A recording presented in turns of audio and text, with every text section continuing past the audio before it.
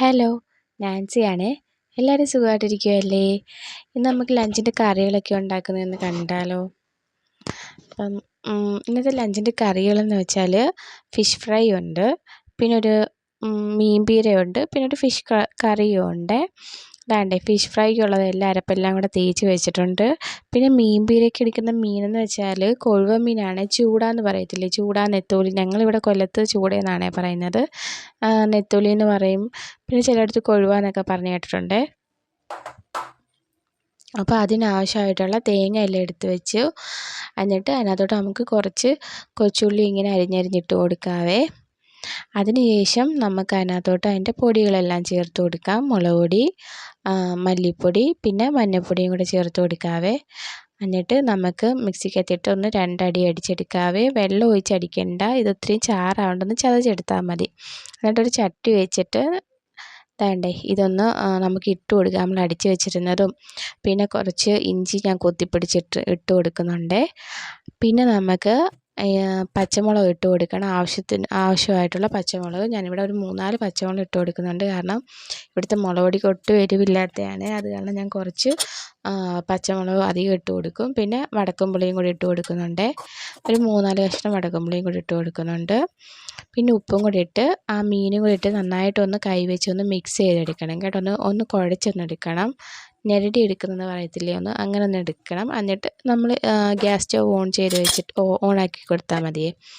എന്നിട്ട് അതൊന്ന് തിളച്ച് ആ മീനിൻ്റെ വെള്ളമൊക്കെ ഇറങ്ങുമ്പോൾ നമുക്കതൊന്ന് അടച്ച് വെച്ച് കുറച്ച് നേരം വേവിച്ചെടുക്കുക. ഇതധികം വേവുള്ള മീനല്ല, നമുക്കറിയാമല്ലോ. ഒരു 6-7 മിനിറ്റ് കൊണ്ട് ഇത് കറിയായി കിട്ടും. എന്നിട്ട് അടച്ച് വെച്ച് വേവിക്കുക. ഇടയ്ക്കിടയ്ക്ക് എന്നിട്ടൊന്ന് എന്താ പറയുന്നത്, ഇളക്കി കൊടുക്കണം കേട്ടോ, അല്ലെങ്കിൽ ഇത് അടുക്കി പിടിക്കും. അതവിടെ വെച്ച് അതവിടെ ഇരുന്ന് വേവുന്നുണ്ട്. ഇനി നമുക്ക് അടുത്ത മീൻ കറിക്കുള്ളതെല്ലാം ചെയ്യാം. ഒരു ചട്ടി എടുത്ത് വെച്ച് അതിനകത്തോട്ട് കുറച്ച് എണ്ണ ഒഴിച്ച് കൊടുത്തിട്ടുണ്ട്. എന്നിട്ട് ഉലുവ എല്ലാം പൊട്ടിച്ച്, പിന്നെ ഇഞ്ചി, പച്ചമുളക്, വെളുത്തുള്ളി, നമുക്കറിയാമല്ലോ മുളക് കറി വെക്കുന്നത്. ഇവിടെ മുളക് കറി എന്നാണ്, മുളകിട്ട് കറി വെക്കുന്ന പറയത്തില്ലേ അത്. എന്നിട്ട് ഇഞ്ചി, പച്ചമുളക്, വെളുത്തുള്ളി, കൊച്ചുള്ളി എല്ലാം കൂടി ഇട്ട് നന്നായിട്ട് മൂപ്പിച്ചിട്ട് മുളക് പൊടി, മല്ലിപ്പൊടി, മഞ്ഞൾപ്പൊടി എല്ലാം ഇട്ട് നന്നായിട്ട് അതിൻ്റെ പച്ചമണം മാറുന്ന വരെ ഒന്ന് വഴറ്റി കൊടുക്കുക. എന്നിട്ട് കുടംപുളിയുടെ വെള്ളം ഒഴിച്ച് കൊടുക്കുക. ആവശ്യത്തിനുള്ള വെള്ളം ഒഴിച്ചിട്ട് തിളച്ച് വരുമ്പോൾ മീനും കൂടി ഇട്ട് കൊടുക്കുക. ഇതിങ്ങനെയാണ് ഇപ്പോൾ ഉണ്ടാക്കുന്ന മീൻ കറി വെക്കുന്നത്. മറ്റേത് നമ്മൾ ഇടയ്ക്കിടയ്ക്ക് ഈ പീര വെക്കുന്നത് നമ്മൾ ഇടയ്ക്കിടയ്ക്ക് ഒന്ന് ഇളക്കി കൊടുക്കണേ, അല്ലെങ്കിൽ പിന്നെ അടിക്ക് പിടിക്കും. എന്നിട്ട് അത് നമുക്ക് ആയിട്ടുണ്ടായിരുന്നു. ലാസ്റ്റ് ഞാൻ കുറച്ച് വെളിച്ചെണ്ണയും കൂടി ഒഴിച്ച് കൊടുത്തത്. അപ്പോൾ നല്ല ടേസ്റ്റാണ്. ആ ഒരു കറി മതി സത്യത്തിൽ ചോറ് കഴിക്കാൻ. പിന്നെ ഇവിടെ പിന്നെ ഇങ്ങനെ വെക്കുമ്പോൾ 2-3 കറി വെക്കുമായിരുന്നു, അതുകൊണ്ടങ്ങ് വെക്കുന്നതാണ്. പിന്നെ എനിക്കൊരു കറി മതി. അല്ലെങ്കിൽ പിന്നെ മുട്ട പൊരിച്ചത്, ചമ്മന്തി, ആ കോമ്പിനേഷനൊക്കെ ഭയങ്കര ഇഷ്ടമാണ്. അങ്ങനെയുള്ള ഇഷ്ടമുള്ളവരുണ്ടെങ്കിൽ ഒന്ന് കമൻറ്റ് ചെയ്തേക്കണേ.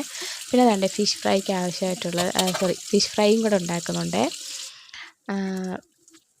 പിന്നെ അതിൻ്റെ ഇടയ്ക്ക് എനിക്ക് വിശന്നപ്പോൾ ഞാൻ പഴം എടുത്ത് കഴിക്കുന്നതാണ്. അപ്പോഴത്തേക്കും നമ്മുടെ കറികളെല്ലാം സെറ്റായി വെന്ത് വന്നിട്ടുണ്ടായിരുന്നേ. അപ്പോൾ അത്രയേ ഉള്ളായിരുന്നു.